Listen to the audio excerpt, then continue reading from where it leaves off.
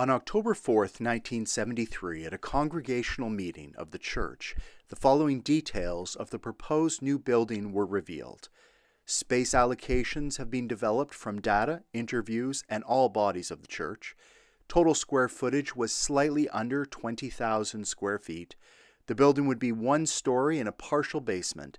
The sanctuary would be designed for attendance of 250 persons, with expansion into the narthex of an additional 100. There would be a social hall of 2,000 square feet adjoining the narthex. The west end of the church would be designed for religious education and could double for use as a daycare. The nursery was included with several restrooms, and 2 areas were set aside for pastors. The church would be designed for maximum flexibility and usage. On April 14, 1974, the church congregation gathered at the front of the Jones-Ambrose Triangle to break ground for the new church building. Here we have a copy of the celebration of the groundbreaking service that took place that day.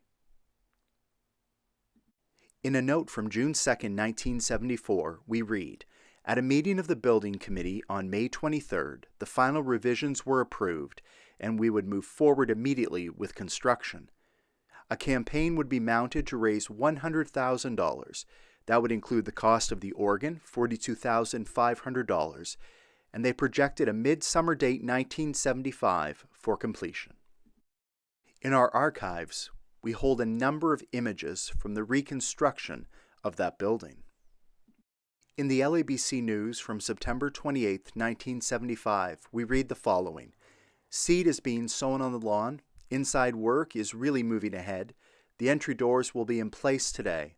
The organ is being installed. Pipes are everywhere. Our memorial stained glass windows are ready for installation in the social hall. Well, just about everything is speeding towards conclusion."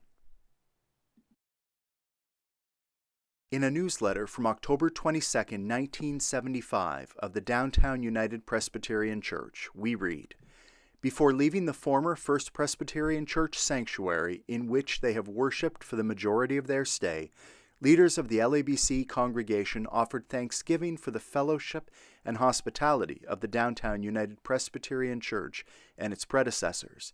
Following the service of thanksgiving, the entire congregation formed a motorcade which the police escorted, moving from First Church to the State Street to be greeted at the Lake and Ambrose site by a trumpet fanfare."